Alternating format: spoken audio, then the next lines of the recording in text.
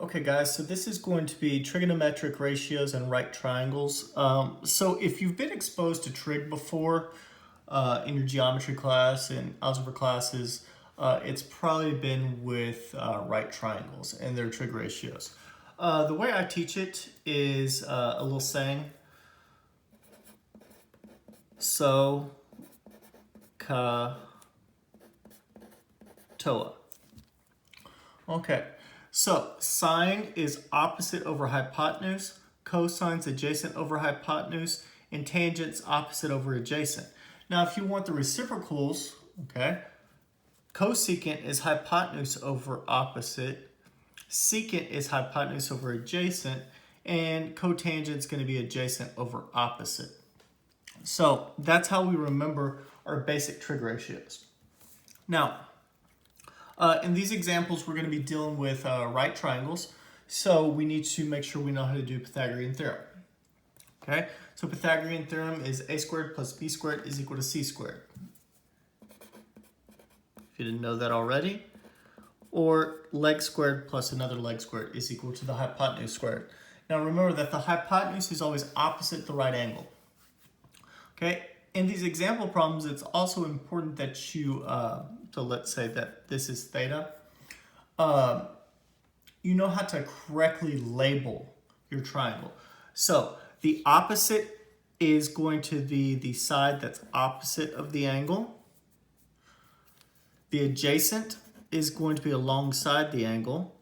And the side that is opposite of the right angle is called the hypotenuse. Okay? So just in case you didn't remember that. Okay, let's look at our first example. Okay, so the first step when we're doing this is we are going to be finding the missing side. Okay, so we're going to use Pythagorean theorem. We'll call this b. So 18 squared plus b squared is equal to 33 squared. So 18 squared, we're going to use our calculator, is 324. 33 squared is 1089. We're going to move that over, subtract it. 1089 minus 324 should come out to be 765. Okay, so to get rid of a squared, we're going to square root. Now, technically we should be doing plus or minus when we take a square root. But since we're dealing with sides of a triangle and measurements of a triangle, it's always going to be positive. Okay? Now when we do vectors, it'll be slightly different. So this is going to be square root of 765. Now, I don't expect you to reduce that square root, just leave it like that. Now, we're going to find sine of alpha, cosine of alpha, tangent of alpha. Everything's going to be with respect to alpha. So alpha is right here.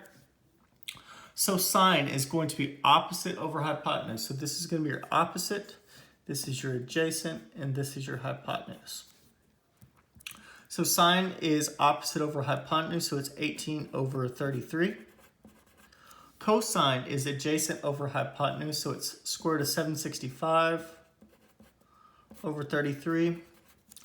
Tangent is opposite over adjacent, so it's 18 over square root of 765. Now, I don't care about you rationalizing anything, so let's just leave it in this form. And then our reciprocals are always going to be on this side, so I always write it in the same exact order. That way, all I have to do is go through and flip.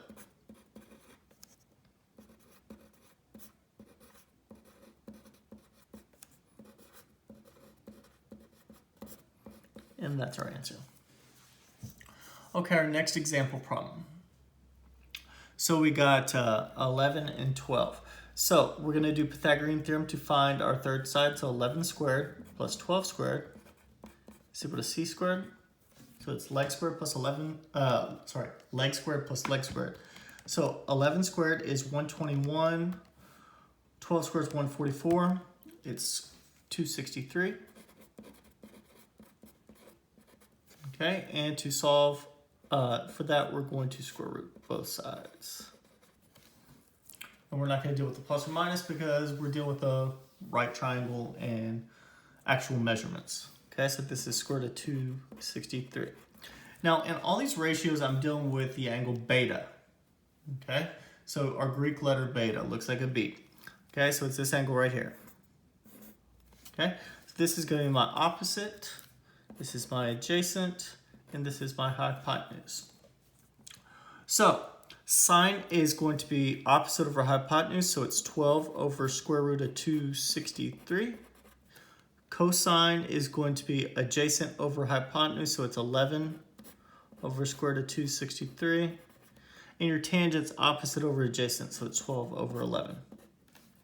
Now the next column, all I'm going to do is reciprocate. So it's going to be square root of 263 over 12, square root of 263 over 11, and cotangent is going to be 11 over 12. Like that. And that's it. Okay, on to the next few examples. So we got a right triangle that looks like this. So we got to do Pythagorean theorem to find the third side. Okay, so we're going to do 6 squared plus b squared is equal to 9 squared. 6 squared is 36. 9 squared is 81. 81 minus 36 is 45. So when we go to do our solving for b, it's going to be square root of 45. And I'm just going to write it in right here. Now all my trig ratios are going to be dealing with theta. Okay, looks like that. So it's that angle right there. So this is going to be my opposite. This is going to be my adjacent. This is going to be my hypotenuse. So sine is opposite over hypotenuse. So it's square root of 45 over 9. Cosine is 6 over 9. If you want to reduce it to 2/3, you can. I'm just going to leave it 6/9. Tangent is going to be opposite over adjacent. So it's square root of 45 over 6. Now when we go through, we're going to reciprocate the first column.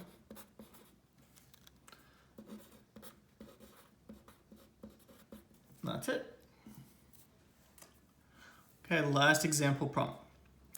We're going to be we got to find our third side first.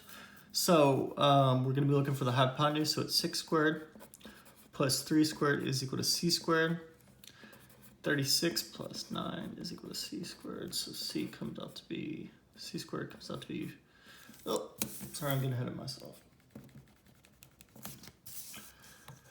It's 45. And so when I take the square root of it, I get square root of 45.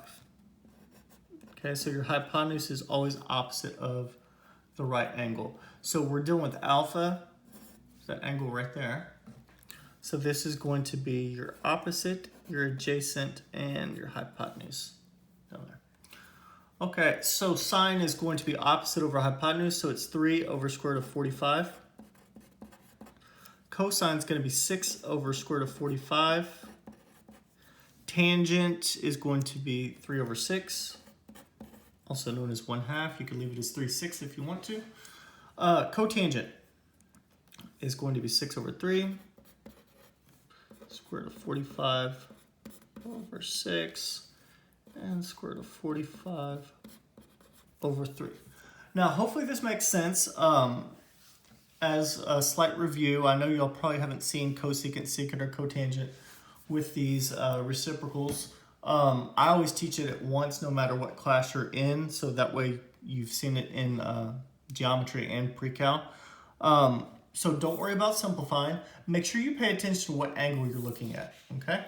So this has been right triangle trig, and hopefully you get it. And if you don't, feel free to reach out and get in touch with me. Have a good afternoon. Thanks.